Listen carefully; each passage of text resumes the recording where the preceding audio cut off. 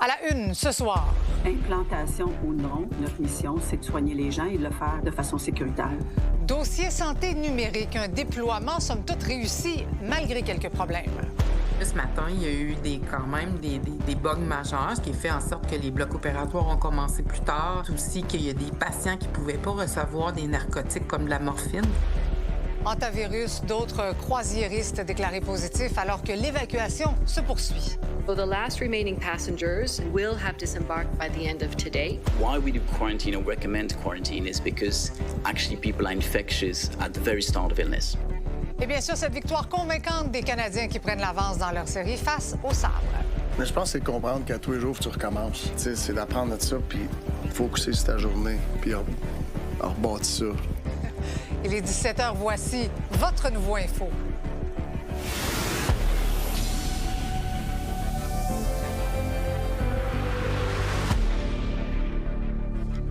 Bonsoir tout le monde, bon début de semaine. Alors, ça a été un lundi matin assez chaotique pour pas mal d'employés du réseau de la santé, précisément en Mauricie-Centre du Québec et au nord de l'île de Montréal, là où, bien sûr, le dossier santé numérique a été déployé ce week-end. On peut dire quand même que le coup d'envoi s'est déroulé sans bug.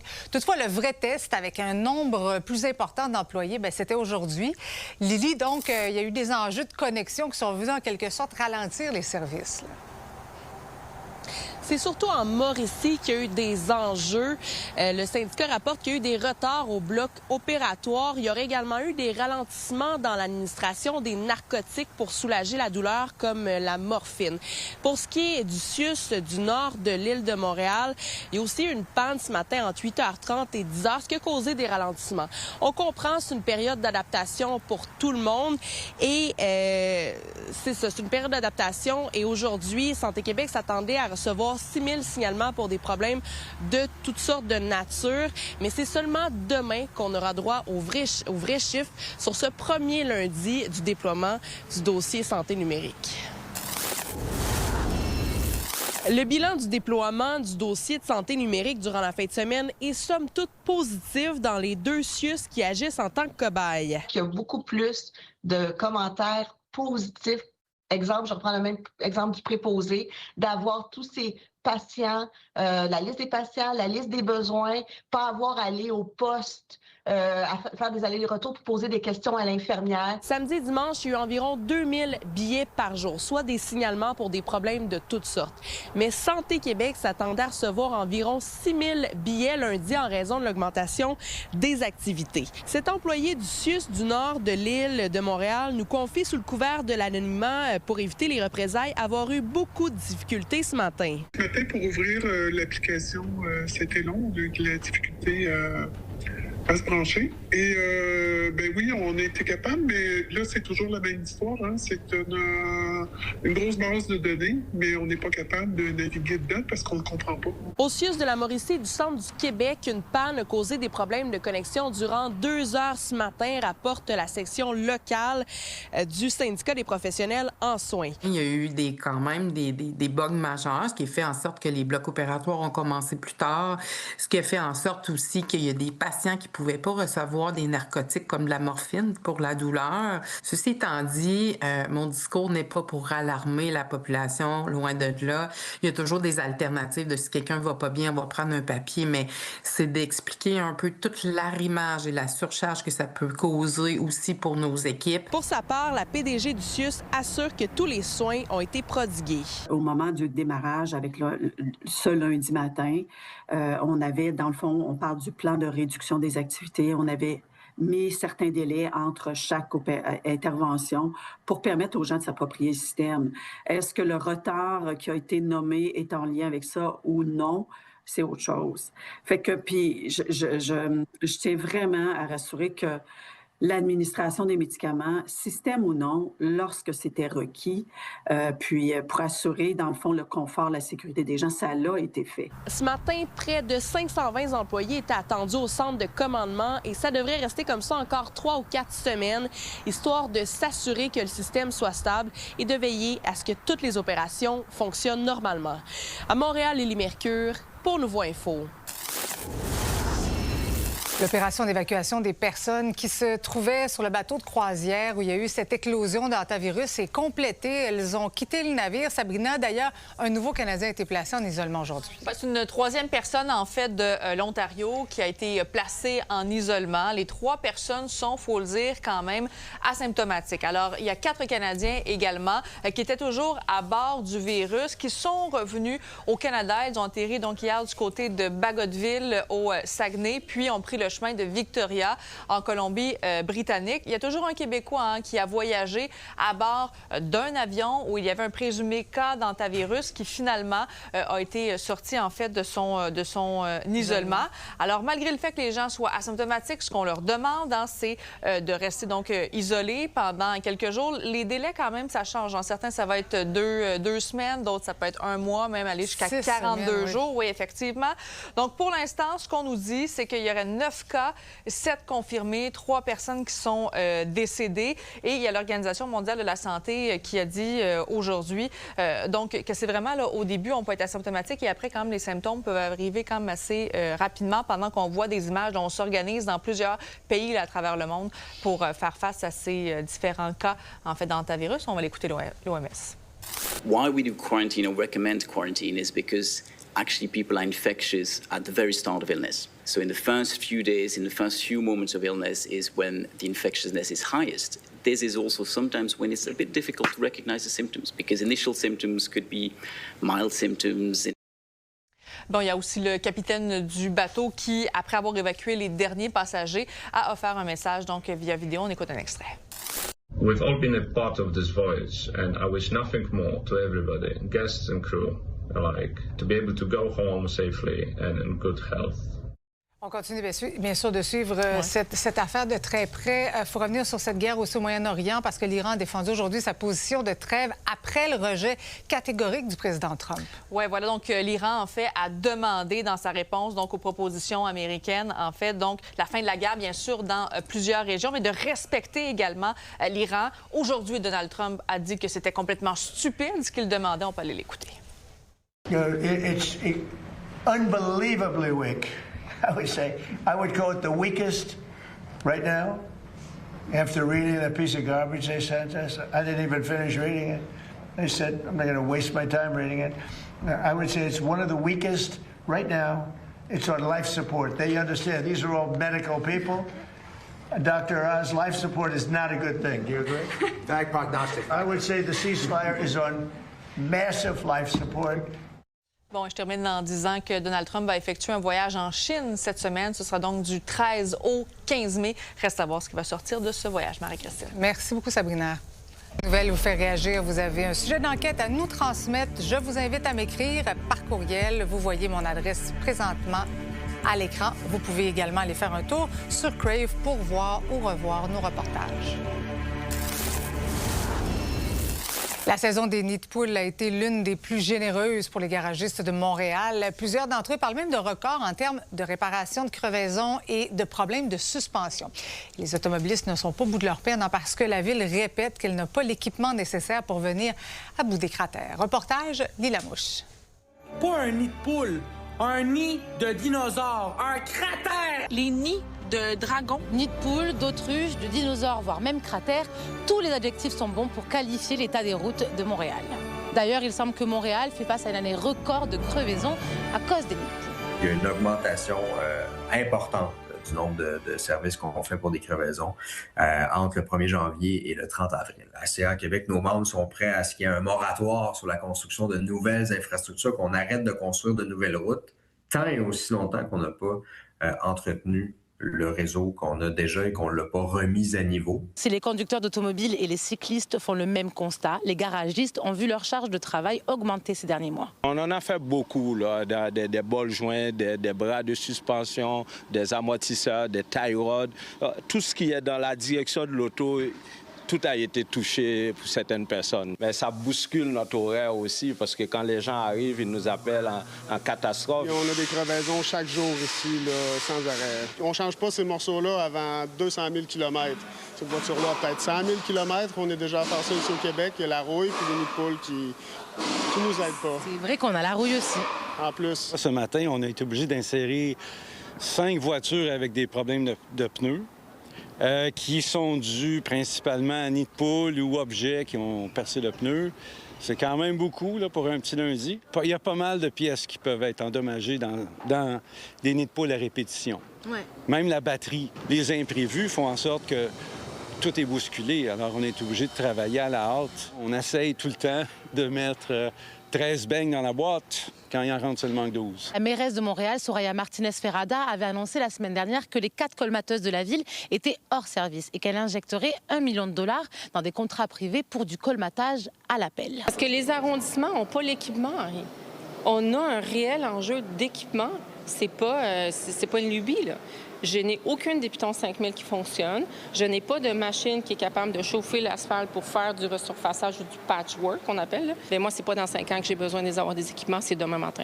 Fait que c'est là-dessus qu'on est en ce moment. Selon les données de CAA Québec, les appels pour des crevaisons ont augmenté de 50% au début du mois d'avril à Montréal. Pour réparer ces infrastructures routières, le chemin est long. À l'échelle du Québec, le déficit du maintien des actifs représente 25 milliards de dollars. Depuis un nid de poule, Lila Mouche pour Nouveau Info.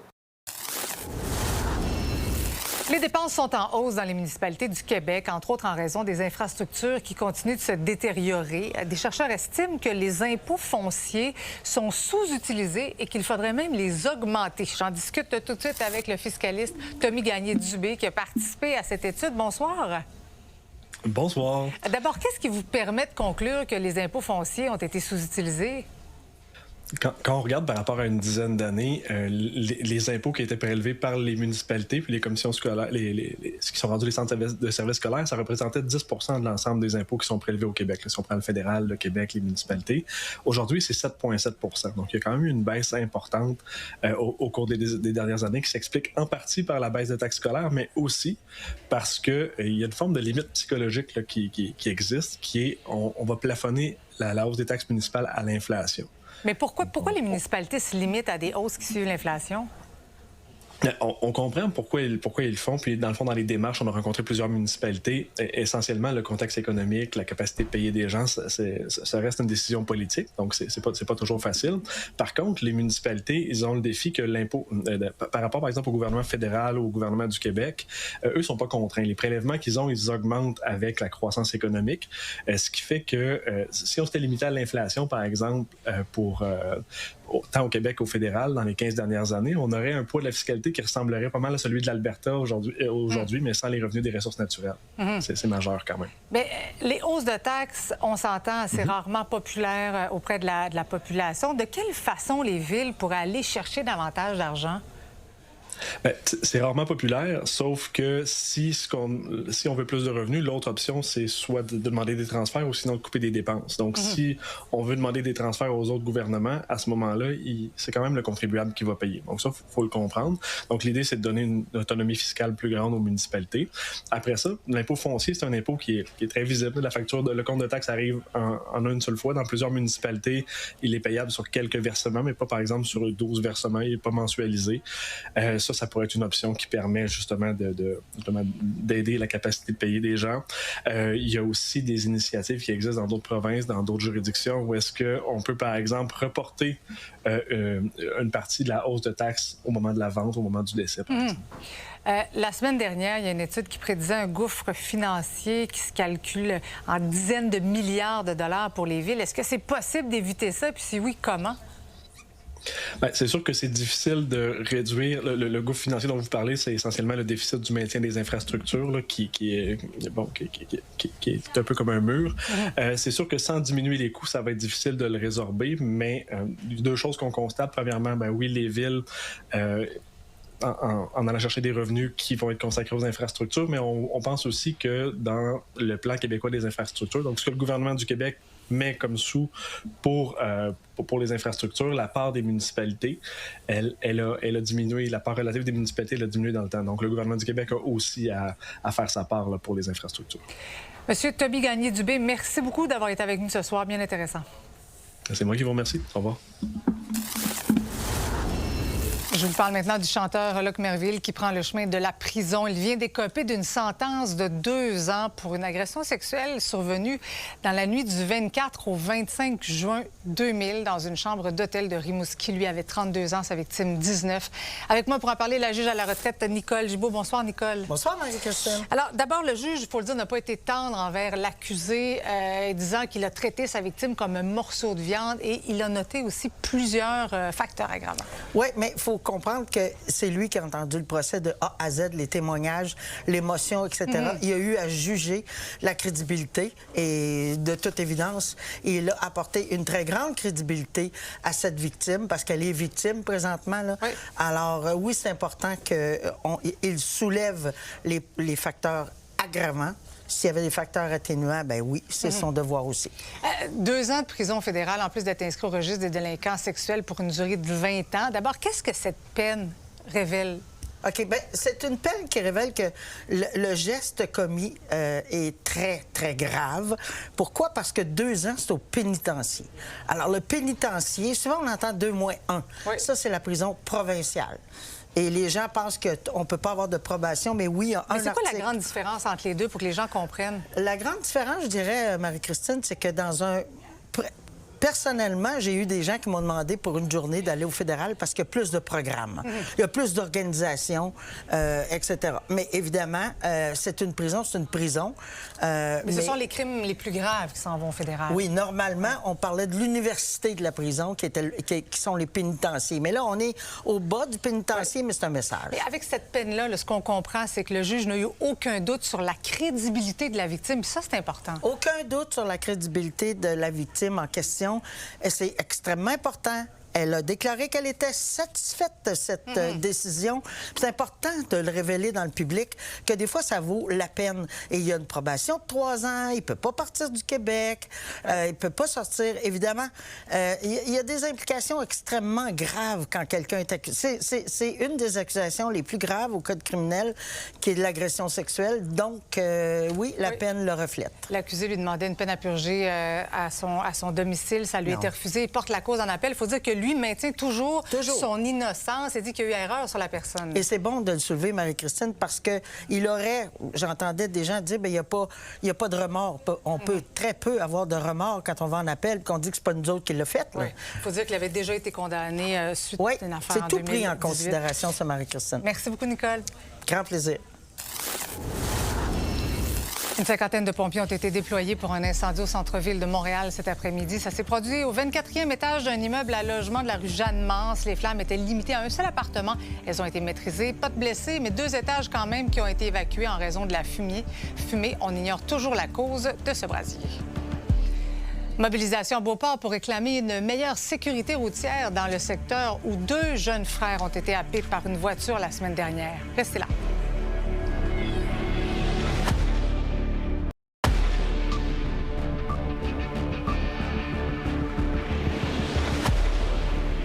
Ça va tout de suite en Estrie. Fanny, un incendie majeur quand même au centre-ville de Sherbrooke.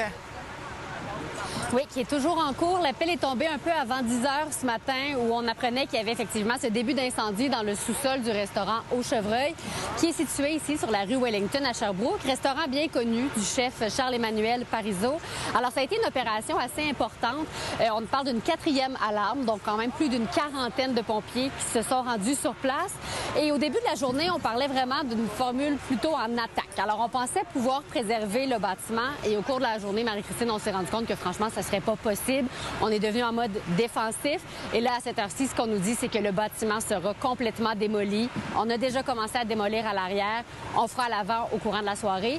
Et je vous laisse entendre le directeur du service incendie ici expliquer la complexité de ce brasier. Malheureusement, les accès très difficiles. Les pompiers ont eu beaucoup de difficultés à se promener à l'intérieur. Je vous disais aussi que c'est un bâtiment qui a été rénové maintes et maintes fois. Donc, très difficile de s'orienter puis se retrouver à l'intérieur. On parle de 4 rangées de briques à l'extérieur, 2 toits, plusieurs des fenêtres de condamnés, des portes de condamnés. Donc, le travail est vraiment difficile pour les pompiers. Ils travaillent vraiment fort. On avait évacué aujourd'hui les résidents entre les rues Meadow et jusqu'à la rue King parce qu'il y avait énormément de fumée. C'était très, très incommodant. Même pour les journalistes, on devait faire notre travail avec des masques. À cette heure-ci, les gens peuvent regagner leur résidence. Il faut dire que c'est un coup dur quand même pour le centre-ville de Sherbrooke. Il y avait eu un autre incendie majeur il y a environ 2 ans et on s'en relève à peine. Il y a des commerces qui ont fermé, d'autres qui vont rouvrir bientôt. Donc, difficile pour le centre-ville, vraiment. Je comprends. Merci beaucoup, Fanny. Voilà, Trois-Rivières maintenant, Frédéric Kruger qui annonce un investissement de plus de 330 millions de dollars.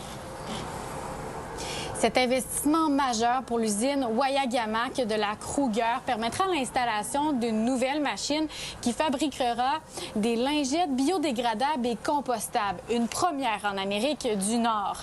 Ce projet va permettre à Kruger de fabriquer ici, à Trois-Rivières, un matériau composé d'ingrédients naturels, sans plastique ni agents chimiques. Il faut savoir qu'actuellement, sur le marché, c'est plus de 80 des lingettes qui contiennent encore du plastique. Cet investissement va aussi permettre de créer 56 emplois dans la région. La construction des installations devrait prendre environ 2 ans selon l'entreprise et donc la production devrait commencer dès 2028. L'investissement global est de 333 millions de dollars. Le fédéral a contribué pour 35 millions de dollars à ce projet et Québec à la hauteur de 65 millions de dollars. Les pays membres de l'Union européenne ont de plus en plus de lois qui prohibent l'utilisation du plastique. Donc ici, on va utiliser des matériaux sans plastique, sans produits chimiques. C'est, comme je le mentionnais, un produit qui est éco-responsable. C'est 56 emplois réguliers créés. Et on consolide en même temps 304 emplois. On vit à une époque où on sait qu'il faut diversifier nos marchés, qu'il faut se réinventer, qu'il faut créer des nouveaux produits. C'est ce que Kruger annonce aujourd'hui. Donc, dès 2028, ces nouvelles lingettes devraient entrer sur le marché. Merci, Frédéric. Le mère de famille qui fait face à des accusations d'alcool au volant après un délit de fuite. L'accident se serait produit vers 8h30 dimanche matin à Chicoutimi. La femme d'une vingtaine d'années a été interceptée quelques kilomètres plus loin à bord de son véhicule endommagé. Son bébé d'environ 1 mois se trouvait sur la banquette arrière. L'enfant, qui se porte bien, a été pris en charge par des membres de sa famille. La dame a eu un accident et par la suite a quitté les lieux, donc sans donner nom, adresse. Eh bien, les policiers ont retracé le véhicule en question, ont interpellé la dame d'abord pour le délit de fuite et là se sont rendus compte que la dame présentait des symptômes de quelqu'un qui était en conduite capacité affaiblie. Puis par la suite, la dame a refusé donc de passer à l'éthylomètre. Et ils se sont en même temps rendus compte qu'il y avait un bébé d'environ 1 mois à l'arrière du véhicule. Des ponts seront nommés à la mémoire de policiers morts en service. La première ministre Christine Fréchette a profité de son passage à Nicolet dans le cadre de la journée de la reconnaissance policière pour en faire cette annonce. Le premier viaduc commémoratif se trouve à Trois-Rivières en hommage à la sergente de la Sûreté du Québec, Maureen Brault, qui a perdu la vie lors d'une intervention en 2023. Pour nous, l'École de police, c'est toujours effectivement un grand privilège de pouvoir s'associer à des causes comme celle-là. On est solidaire avec la communauté policière et c'est toujours un drame lorsqu'un policier décède en service. Voici ce qui vous attend au cours de la prochaine demi-heure. Dossier santé numérique, des problèmes de connexion observés. On en discute avec le président de l'Association des radiologistes. Avec Yves Boisvert, on va s'intéresser à la montée en popularité de l'influenceur politique de gauche Hassan Piker. Et le match ultime de la deuxième ronde entre la Victoire et le Frost, annulé à quelques heures de préavis. On va en parler avec les gars du CK7. Mais d'abord, le dossier santé numérique est en cours d'implantation. On l'a vu, la première fin de semaine s'est passée sans incident ou sans bug majeur. Aujourd'hui, le début de journée a été un peu plus complexe avec le système qui est implanté, je vous le rappelle, dans 2 CIUS. Pour nous en parler, je retrouve le président de l'Association des radiologistes du Québec, le Dr Grégoire Bernèche. Bonsoir. Bonsoir, Mme Bergeron. Donc, ce matin, on l'a entendu, ça a été plutôt chaotique. Résumez-nous ce que vos collègues vous ont rapporté. Oui, donc tout au courant de la fin de semaine, je me suis tenu au courant de comment ça se passait pour mes collègues qui étaient de garde, mais aussi des chirurgiens, des urgentologues, pas juste des radiologistes. Puis ça allait relativement mal, c'est-à-dire tel qu'attendu, mais je blague en disant ça, c'est-à-dire que c'était, sans anicroche majeure, mais plusieurs petits bugs, comme ça a été rapporté par Santé Québec. Je pense que la couverture qu'ils en ont fait était honnête. Par contre, effectivement, ce matin, mon téléphone a commencé à exploser de textos et de photos pour me démontrer que personne n'était capable de se loguer, de se connecter au système de dossier santé numérique qui s'appelle EPIC. Et à ce moment-là, on a constaté pendant plus d'1 heure, malheureusement, que le système a été complètement à terre. Il semble que c'était un problème de bande passante, de latence, là, comme s'il y avait trop de monde sur Netflix en même temps. Même un problème majeur qui, personnellement, m'a beaucoup inquiété. Mais je vous rassure, il s'est résolu à peu près en dedans d'1 heure. Et donc, le système, depuis ce temps-là, jusqu'aux dernières minutes, là, les dernières nouvelles que j'en ai, est pleinement fonctionnel. Parce qu'un bug Netflix, on comprend que ça a moins d'impact qu'un bug dans un système de santé. Ça a été quoi les impacts quand même que vous avez pu percevoir sur les services aux patients? Les impacts étaient désastreux, donc une chance que c'était très, très court. Je dis désastreux, je ne pense pas qu'il y ait eu mort d'homme, là, très sincèrement. Il n'y a pas eu d'impact sur le traitement des patients, mais on peut s'imaginer que si ça durait longtemps, ce serait extrêmement dangereux. Des urgentologues m'ont envoyé une photo de la façon qu'ils prenaient les signes vitaux pendant cette heure-là. Il était écrit la pression puis le pouls du patient sur une napkin en papier brun qu'ils ont pris dans la salle de bain parce qu'il y avait presque plus de papier dans les imprimantes parce qu'on a fait une transition sans papier il y a 2 jours. Donc vraiment des situations un peu absurde, mais certainement dramatique. Une chance, on est rapidement revenu là, de l'âge de pierre et puis le système a recommencé à fonctionner. Mais c'était des trucs très frappants. C'est certain que c'était inquiétant de voir ça. Bien, ça peut être stressant. Je pense qu'on a des... Ça peut être stressant, effectivement. Peut-être morale de l'histoire, se garder un petit peu de papier au cas, parce que, bon, pour l'instant, à cette heure-ci, ça se passe relativement bien. Mais il y a quand même probablement certains départements qui sont plus susceptibles de connaître des problèmes. Je pense à l'urgence, vous l'avez mentionné, où ça doit quand même aller vite. Donc, quand on a un problème de connexion, ça doit être stressant pour le personnel. Oui, bon, écoutez, les problèmes de connexion, d'après moi, aujourd'hui, on a probablement passé le point le plus bas de cette transition-là, parce que l'informatique n'était pas au point et les ressources humaines, les employés, tous les travailleurs de la santé ne sont pas non plus au point, dans le sens où on a beau être formé pendant des centaines d'heures, il n'y a rien comme le choc de la réalité pour constater les problèmes puis apprendre à travailler avec un système. Donc, je pense que tous les départements étaient affectés, mais effectivement, des patients qui étaient dans les urgences en Mauricie puis peut-être à Sacré-Cœur, bien que plusieurs ambulances aient été détournées, ceux qui se présentaient à pied étaient accueillis, auraient pu attendre plus longtemps à cause que le système a roulé carré. Puis juste pour être clair, l'informatique, les plus gros problèmes sont peut-être derrière nous, on l'espère, mais en termes de ressources humaines, puis des humains qui vont opérer ce système-là, on a une courbe en J, c'est-à-dire probablement qu'il va y avoir une baisse de productivité pendant plusieurs semaines, et avant qu'on retrouve un fonctionnement normal ou même mieux qu'avant qu'on fasse le nouveau système, on en a probablement pour un certain temps. On peut parler de quelques mois pour vraiment atteindre la pleine capacité. Oui. Vous croyez quand même à ce nouveau système. Il faut moderniser ce système de santé. Mais comme radiologiste, est-ce qu'éventuellement, ça peut vous permettre de sauver du temps et ainsi voir éventuellement aussi vos patients plus rapidement? Je vais commencer par la première partie de votre question. J'y crois parce que j'ai travaillé avec pendant de nombreuses années le système EPIC et j'ai même vécu la transition qu'on vit ces jours-ci au Québec. Je l'ai vécu en Ontario vers 2019 et ça s'est fait relativement sans heurts, un petit peu comme on le voit aujourd'hui et rapidement les choses se sont réabsorbées. Pour répondre à votre autre question, en radiologie, en fait, ça fait 20 ans qu'on subit des transformations numériques. Je dis on subit, mais on pourrait même dire qu'on en a bénéficié. Vous vous souviendrez très bien, ça fait pas si longtemps que toutes nos radiographies étaient sur des acétates et même les scans, les mammographies. On a passé cette transition-là il y a une vingtaine d'années avec une résistance au changement sur le terrain, tout comme aujourd'hui, qui est tout à fait humaine, mais il n'y a personne qui reviendra en arrière. Maintenant, est-ce que EPIC va nous aider plus en radiologie? À partir du moment où nos images sont numérisées dans un autre système depuis 20 ans, le gain ne sera pas aussi important en radiologie qu'ailleurs, mais il y a certainement des gains qui vont être faits aussi, mais plus modestes. Bon, on souhaite que ça se passe bien pour la suite. Merci beaucoup d'avoir été avec nous. Merci à vous. Je parle de Québec qui injecte plus de 250 millions pour sa nouvelle stratégie nationale de prévention. Un nouveau tableau de bord va suivre l'état de santé des Québécois avec une cinquantaine de mesures durant les 5 prochaines années. Ça va inclure, entre autres, l'itinérance, le manque d'activité physique, la surconsommation d'alcool, la négligence parentale et même la désinformation en santé et aussi la lutte au changement climatique. Les fonctionnaires vont pouvoir faire du télétravail encore un peu plus longtemps. Ottawa repousse le retour au bureau à 4 jours par semaine, faute d'espace. Le personnel devait revenir en présentiel dès le début juillet. Et seuls les cadres devront se plier à cette mesure d'ici à ce que les différents ministères louent davantage de locaux. Les autres employés vont pouvoir conserver leur horaire actuel.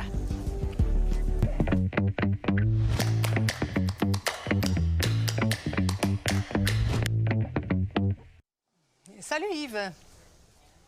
Salut Marie-Christine. Alors, les influenceurs qui sont rendus très présents dans les campagnes politiques aux États-Unis, les républicains sont très forts là-dessus, on le sait, mais comment les démocrates s'en sortent? En fait, c'est la bataille pour aller chercher les clientèles. Et tu le sais aussi bien que moi, les gens ne s'informent plus principalement à la télévision ou dans les médias écrits ou à la radio. Ça se passe beaucoup sur les réseaux sociaux, dans les podcasts et auprès d'influenceurs sur différentes plateformes. Alors là, apparaît tout d'un coup du côté démocrate un type qui s'appelle Hassan Piker.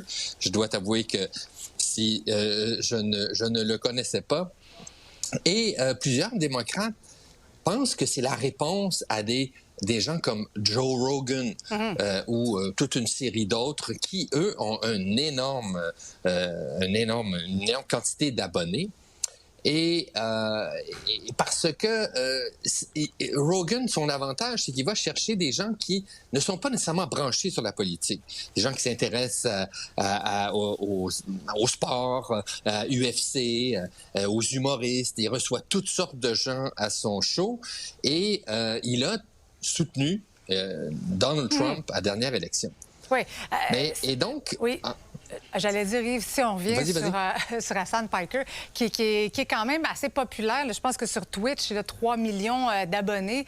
C'est quand même considérable, mais ça reste quand même un personnage assez controversé. Oui, ça reste quelqu'un de controversé parce qu'il a pris position souvent non seulement contre Israël, mais il a eu des propos douteux au sujet des Juifs en général. Plusieurs l'accusent d'antisémitisme, mais en même temps, il y a des sénateurs juif, le sénateur de Géorgie, Jon Ossoff. Retiens ce nom-là, Marie-Christine. Jon Ossoff, il risque d'être un candidat à la présidence pour les démocrates. Il risque de s'essayer pour 2028. C'est la nouvelle génération. Et donc, lui, c'est un juif, mais il l'a soutenu. Il est allé à son podcast. Et en même temps, il a dit des choses un peu bizarres dans le genre que les Américains avaient mérité les actes du 11 septembre 2001. Ah ouais. Alors là, les républicains se servent de ça quand Piker est invité à des événements démocrates. Donc, c'est pas... Mais tu sais... Joe Rogan aussi est très controversé. Il a dit toutes sortes de choses bizarres. Il a colporté, Oui, j'allais dire que les créateurs de contenu, quand même, ont changé ou ont modernisé la manière dont s'informent les Américains, quand même. Là. Complètement. Et les partis essaient de se mettre à jour. Mais c'est pas facile. Et si tu te rappelles de la campagne d'Obama, la première, en 2008, la grande innovation, c'est qu'il est allé chercher les jeunes électeurs sur les réseaux sociaux avec Internet. À l'époque, c'était nouveau. Oui. Et là, on essaie de faire le même coup, mais c'est pas aussi simple qu'on le voudrait. Merci beaucoup, Yves. À demain. À demain. Les Canadiens poursuivent leur parcours en série, on le voit à Montréal, mais aussi partout au Québec. Les partisans affichent leur appui à l'équipe, que ce soit avec les drapeaux pour les véhicules ou encore les chandails au nom des joueurs préférés. C'est un engouement majeur qui génère aussi des revenus substantiels. Reportage, Elliott Tremblay. Les Canadiens de Montréal progressent en séries éliminatoires et des chandails, des drapeaux, on en voit partout. Comme vous pouvez voir dans la fenêtre juste là, un chandail des Canadiens. Un petit drapeau des Canadiens juste là, un autre gros drapeau des Canadiens juste là et un autre là. Bref, il y en a partout. Évidemment, il y a pas mal plus que juste les chandails et les drapeaux. Si on peut mettre un logo du CH dessus, on va le faire puis on va le vendre. Genre vraiment. Et ça se vend. Pour vous donner une idée, à travers la Ligue nationale de hockey, les produits dérivés génèrent environ 6 milliards de dollars par année. Grosso modo, pour chacune des équipes, ça représente entre 5 à 15 % de tous les revenus.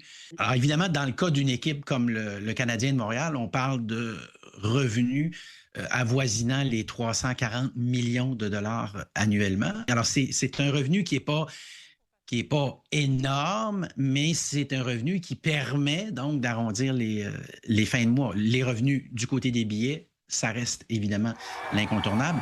Mais avec le prix des billets actuel, plusieurs partisans décident de montrer leur soutien à l'équipe en achetant un produit dérivé plutôt qu'un billet. Je suis allé voir dans ce magasin de vêtements de sport du centre-ville de Montréal ce qui se vendait le plus.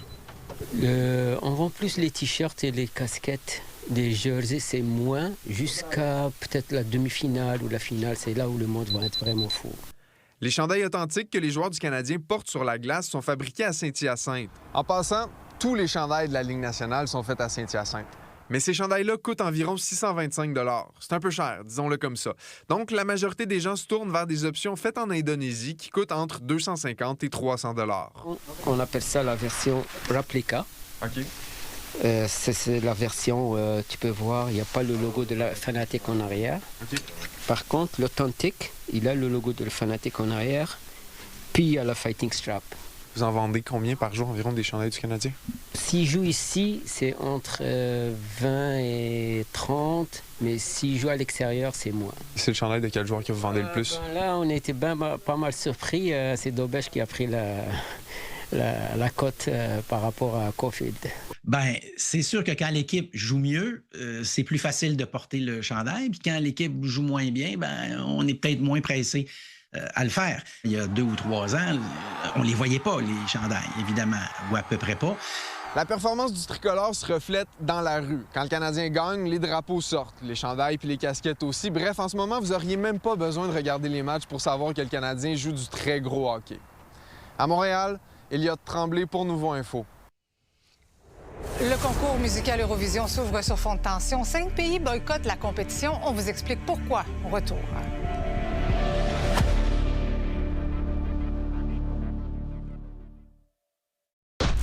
5 pays se retirent de l'Eurovision et des milliers d'artistes appellent au boycottage. Je t'explique pourquoi. C'est la 70e édition du concours et un des participants est loin de faire l'unanimité. On parle ici d'Israël. Il y a plusieurs mouvements à travers le globe, dont Pas de musique pour le génocide, qui demandent un boycottage en dénonçant les violences perpétrées envers le peuple palestinien à Gaza. Dans une lettre ouverte, on accuse l'organisation de faire preuve d'hypocrisie en bannissant la Russie, mais pas Israël. Petit rappel que la Russie ne fait plus partie de l'Eurovision depuis 2022 à cause de son invasion illégale de l'Ukraine. Et donc, on se retrouve avec les diffuseurs de l'Espagne, de l'Irlande, de l'Islande, de la Slovénie et des Pays-Bas qui ont annoncé qu'ils se retiraient du concours. Même que le gagnant de 2024, Nemo, a redonné son trophée en soutien au mouvement.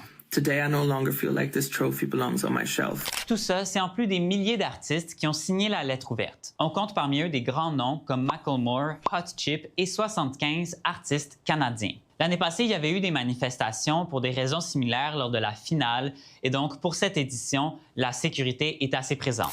La finale aura lieu le 16 mai pour les 35 pays qui participent. Mais toi, est-ce que tu comptes regarder cette année?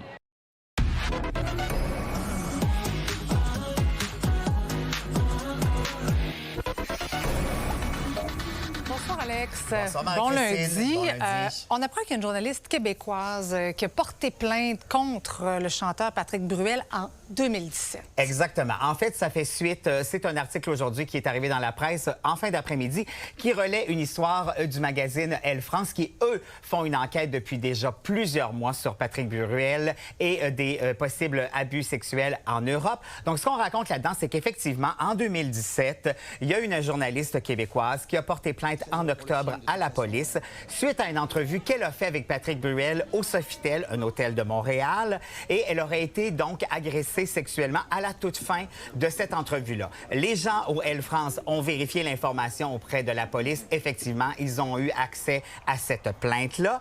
L'attachée de presse québécoise, elle, de son côté, dit que c'est impossible puisqu'elle est arrivée pendant l'entrevue. Par contre, ce qu'elle dit, c'est qu'elle est restée en retrait pour ne pas les déranger et qu'elle n'a pas assisté au départ de la journaliste, le moment où, justement, aurait eu cet abus sexuel, cette agression-là.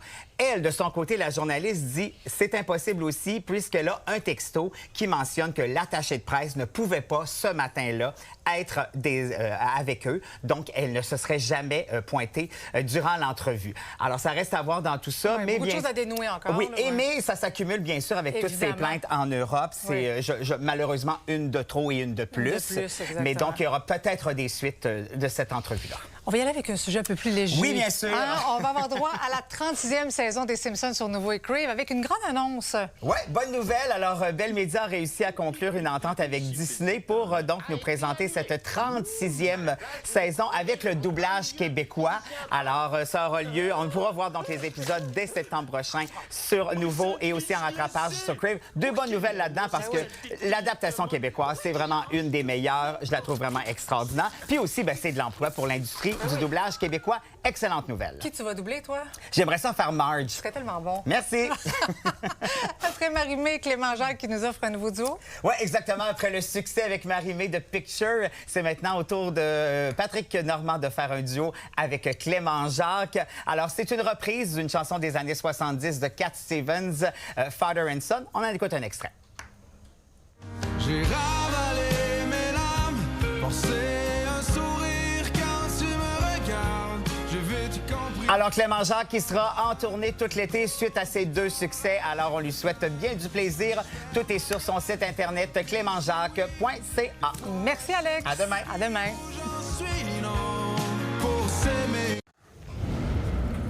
Yannick, Frédéric, bon début de semaine. Allô, bon début de semaine, Marie-Christine. Alors, le match prévu ce soir entre la Victoire et le Frost est remis? Effectivement, on a appris ça. Ça a été officialisé un petit peu passé 16 heures. Donc, c'était le 5e et ultime match de la série entre la Victoire et le Frost à la Place Bell ce soir. Ça a été remis. La LPHF qui a émis un communiqué pour dire qu'un virus circulait dans les environs des deux équipes. On ignore laquelle des deux équipes officiellement est touchée. C'est quand même rare qu'un match comme ça soit annulé. Vraiment. Ça nous rappelle un peu ce qui s'était passé lors des Jeux olympiques, alors qu'un match entre le Canada et la Finlande, lors des plus récents Jeux olympiques, avait été remis également parce qu'il y a un virus qui circulait dans le vestiaire. Donc là, on peut y aller de toutes sortes de suppositions. On n'empêche qu'on ignore encore le moment exactement, la nouvelle date où ce match sera remis. Mais je vous le rappelle, c'était le 5e match et le communiqué stipule qu'on ne parle pas d'antavirus. Oui. Donc, on ignore exactement de quel virus il s'agit, mais c'est suffisamment sérieux et suffisamment de joueuses sont atteintes pour qu'on décide tout simplement, par mesure de sécurité, de le remettre à plus tard. Bon, on va parler du CH maintenant. Week-end quand même parfait, là. Oui, tout à fait. Le Canadien qui a remporté des matchs 5-1 vendredi et 6-2 hier contre les Sabres, c'était au Centre Bell. Jakub Dobeš, encore une fois, la grande vedette pour le Canadien. 3 buts en 2 matchs. Il y a peut-être des doutes pour le gardien des Sabres de Buffalo, Alex Lyon, qui lui a donné 9 buts lors des 2 dernières rencontres. 2 victoires de suite, c'est la première fois que le Canadien fait ça en séries éliminatoires. Alors, comment s'assurer que les succès de l'équipe se poursuivent? On va écouter Martin Saint-Louis. Mais je pense que c'est comprendre qu'à tous les jours, tu recommences. Tu sais, que faut que tu restes dans le présent. Tu sais, c'est la même chose. Si les choses n'ont pas été aussi bien, mais tu sais, c'est d'apprendre de ça, puis focusser sur ta journée, puis rebâtir ça. L'équilibre. Oui, c'est important. Oui, c'est important. Très important. Il y a aussi Jackal qui a été mis à l'amende pour un geste survenu en toute fin de match. Oui, un coup de poing sournois en fin de rencontre alors qu'il n'y avait plus aucune chance pour les Sabres de revenir dans le match. Tu vas le voir sur Sam Carrick dans le coin de la patinoire. Regarde bien. Attention. Juste là, et voilà, les lumières s'éteignent. 3 385 et 42 sous. C'est la limite permise pour la convention collective, cette amende aux joueurs. Mais pas de suspension. On te présente également, Marie-Christine, une photo qui a beaucoup circulé. Il y avait de la grande visite au Centre Bell hier. Regarde, c'est Olivier la très Rioux, grande visite, t'aurais dû dire. le Québécois, le plus grand joueur de basketball québécois, donc, et universitaire, Olivier Rioux, je l'ai mentionné. Voilà. 7 pieds 9, à côté de Lane Hudson, dont il portait le chandail, qui lui mesure 5 pieds 9. Et je te signale que le match 5 entre le Canadien et les Sabres de Buffalo sera présenté au Centre Vidéotron à Québec. Le match 4. Le match 4 sera présenté à... Oui, effectivement, sera présenté à Québec au Centre Vidéotron. N'y allez pas. Peut-être que le match 5 aussi va l'être éventuellement. On est comme ça à Québec, Marie-Christine. Non, mais effectivement, c'est le visionnement pour le match numéro 5. Bien, attendez-vous sur le... Donc, c'est le match 5? C'est le match 4 ou 5? Ça serait jeudi, donc. OK, bon, écoute. Oui, c'est ça, c'est le match 5. Voilà. Alors, c'est le match 5. Jeudi. N'y allez pas pour le match 4. Le match 4, c'est demain. Dans 3, 2, 1, bye-bye. À demain, bye. Salut. Hongrois de la santé a dansé devant le Parlement samedi. Regardez ça. Il met du cœur. Grande foule qui était rassemblée pour célébrer l'investiture du nouveau premier ministre. C'est pas la première fois qu'il se déhanche comme ça. Sa danse le soir de l'élection en avril était aussi devenue virale sur les réseaux sociaux. Il y a le groove. Oui, hein? Michel, bon début de semaine à Allô. toi. Le débat ce soir sur la proposition de Québec solidaire de taxer davantage les riches. Oui, ça fait pas mal réagir. Ça, je rappelle, c'est quoi? C'est une taxe annuelle. Sur toi. Qu'est-ce que t'en Oui, penses? c'est C'est ça, certain, c'est c'est le sûr. premier que j'ai appelé un matin. Donc, on parle de fortune de plus de 25 millions de dollars. Oui. Le taux serait progressif, 1 entre 25 et 100 millions, puis après ça, 2 au-dessus de 100 millions. Il y a environ 4 000 personnes qui seraient touchées. Selon Québec solidaire, ce serait 5 milliards de dollars de plus dans les coffres de l'État pour gérer les services publics chaque année. Ça fait réagir. François n'est pas d'accord avec ça. Il dit que, en fait, ça pénalise la réussite économique des entrepreneurs. Bref, je n'irai pas plus loin. Pour ou contre, taxer davantage les plus riches, c'est le débat qu'on fait ce soir avec François qui nous donnera sa position. Vous ne voulez pas manquer ça, c'est clair. Certainement pas. Merci, Michel. Bon Bye-bye, débat. bonne soirée. Excellente soirée à notre antenne. On se retrouve demain, 17h. Bye-bye.